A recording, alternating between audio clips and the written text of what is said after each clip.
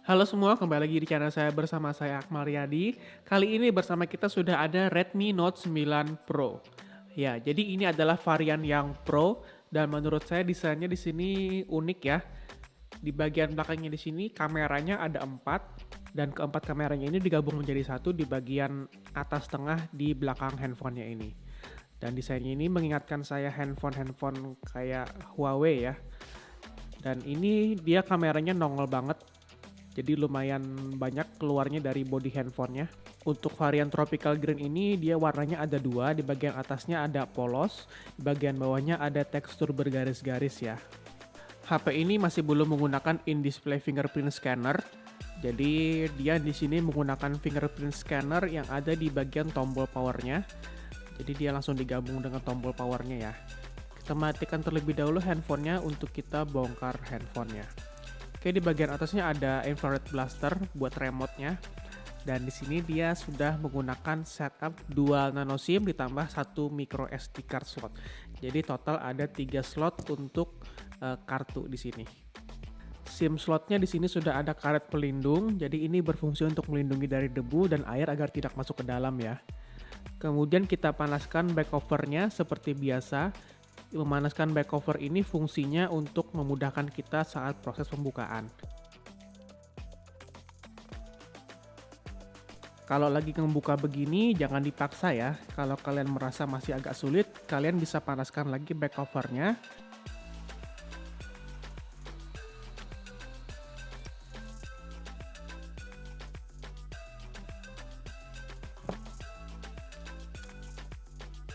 Di spesifikasinya, Redmi mengatakan bagian belakangnya ini terbuat dari kaca Gorilla Glass 5. Sebelum kita lepas bautnya, jangan lupa kita lepaskan stiker garansinya dan kita amankan supaya garansinya nanti tetap ada setelah kita pasang handphonenya. Kemudian kita lepaskan semua bautnya dan menurut saya bautnya ini agak unik ya karena di sini warnanya agak kehijau-hijauan seperti ini. Di sini total baut yang harus kita lepaskan sekitar 17 baut.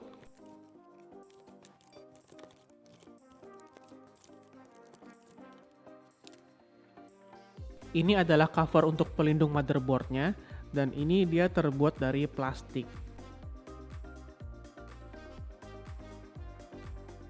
Selanjutnya kita lepaskan soket-soketnya. Yang pertama soket baterai, kemudian fingerprint scannernya, kemudian konektor dari LCD-nya dan konektor untuk ke PCB bagian bawah.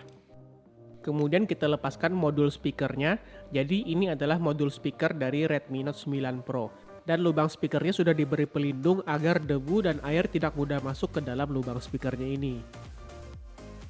Ini adalah fleksibel yang berfungsi untuk menghubungkan PCB di bagian bawah dan motherboard di bagian atas. USB Type-C port dan headphone jack-nya dia terpisah di bagian bawah dan ini memudahkan sekali apabila terjadi kerusakan. Dan keduanya sudah dilindungi oleh karet yang membuat debu dan air tidak mudah masuk ke dalam handphonenya.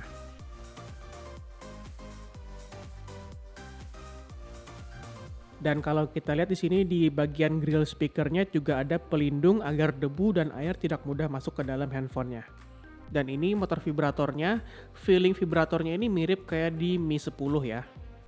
Kemudian kita lepaskan semua konektor dari kamera belakangnya.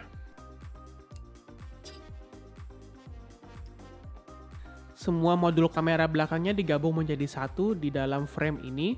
Ya, ini memudahkan sekali agar tidak berhamburan kameranya pada saat kita lepaskan. Tapi jadinya agak sedikit susah untuk mengeluarkan kameranya. Ini adalah kamera utamanya yaitu 64 megapiksel, tapi di sini dia tidak dilengkapi dengan optical image stabilization. Jadi mungkin hanya dilengkapi dengan electronic image stabilization. Untuk di bagian kanan atas tadi adalah kamera utamanya, dan yang di bagian kiri atas ini adalah 8 megapiksel ultra wide angle. Ini kamera makro 5 megapiksel dan ini adalah depth sensor 2 megapiksel. Ini adalah sensor kamera depannya dengan resolusi 16 megapiksel. Oke, kita coba lihat dulu hasil-hasil dari kamera Redmi Note 9 Pro ini.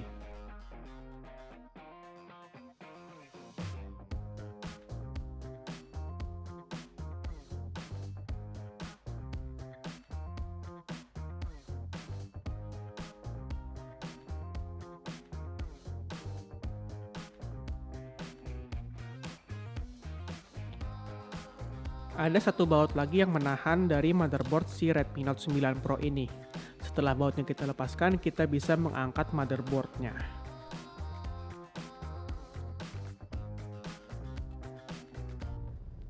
Beruntung sekali di sini plat pelindungnya bisa kita angkat dan kita akan mencoba untuk melihat bagian prosesornya.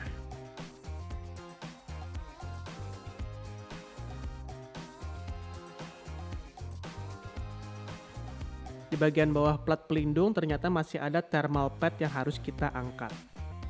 Untuk prosesornya dia di sini menggunakan Qualcomm Snapdragon 720G dan GPU-nya Adreno 618. Dan di sini varian punya saya ini dia punya RAM 8GB dengan internal storage 128GB.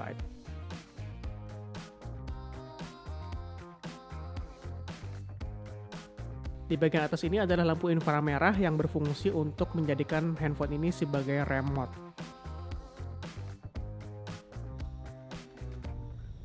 Selanjutnya melepaskan baterainya.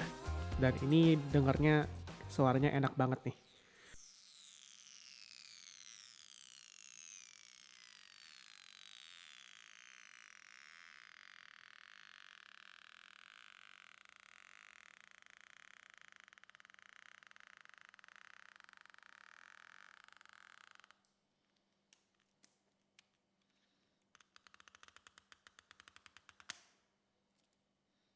Satu sudah lepas, sisa satu lagi.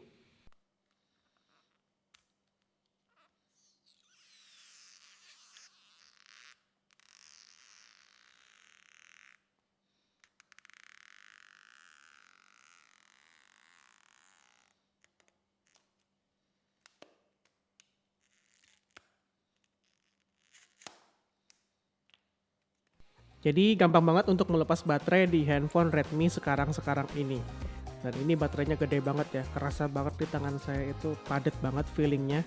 Dan di sini dia baterainya 5020 mAh. Baterainya ini bisa bertahan seharian penuh saat saya pakai handphonenya secara normal. Saya di sini menyukai sekali detail kecil yang diberikan oleh Redmi. Dia di sini memberikan coakan kecil yang memudahkan kita saat menarik adhesif dari lemnya tadi.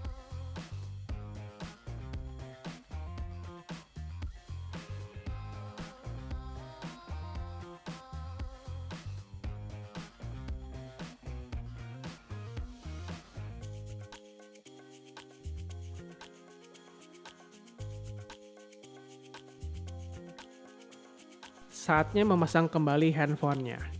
Jadi kalau dilihat dari desain dari handphonenya ini, sebenarnya handphonenya ini sudah memiliki daya tahan terhadap percikan air atau debu kayak ya biasanya disebut dengan IP68.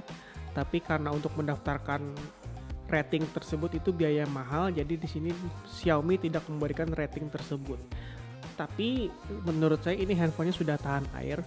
Ya contohnya kalau kita lagi hujan-hujanan, lagi nelpon itu mungkin masih bisa selamat. Tapi kalau kita sengaja berenang bawa handphonenya ini, wah jangan ya. Karena emang nggak dirancang untuk seperti itu. Karena adhesif atau lem untuk baterainya tadi adalah sekali pakai, artinya kita di sini harus menggunakan adhesif baru untuk menempelkan si baterainya ini. Dan di sini saya menggunakan adhesif dari iPhone 7 Plus. Ya baterai dari iPhone 7 Plus lemnya. Kenapa jadi pakai iPhone 7 Plus? Ya karena di sini mereka desainnya sama-sama menggunakan adhesif seperti ini. Jadi mereka itu sadar bahwa suatu saat baterai itu pasti akan kita ganti dan di sini mereka sangat memudahkan proses tersebut. Nggak kayak Samsung yang baterainya itu kayak dilem mati ya, jadi susah banget untuk melepas baterainya.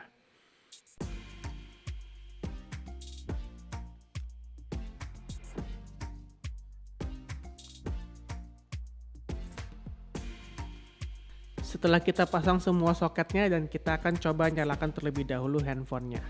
Dan kita tes semua fitur-fiturnya apakah dia bekerja dengan baik. Setelah memastikan semuanya bekerja dengan baik, kita bisa memasang kembali semua baut pada handphone ini.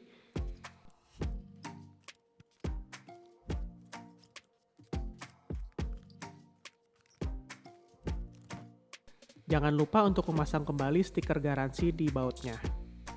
karena adhesif dari back covernya sudah rusak, jadi di sini saya gantikan dengan adhesif busa yang sangat mudah kita dapatkan di toko-toko online seperti Tokopedia, Shopee, dan lain-lainnya. Oke, sampai di sini dulu video hari ini. Semoga video kali ini bermanfaat untuk kalian. Dan apabila kalian mendapatkan manfaat, jangan lupa dukung terus channel ini dengan cara subscribe. Follow juga Instagram saya di bawah sini dan sampai ketemu di video-video selanjutnya.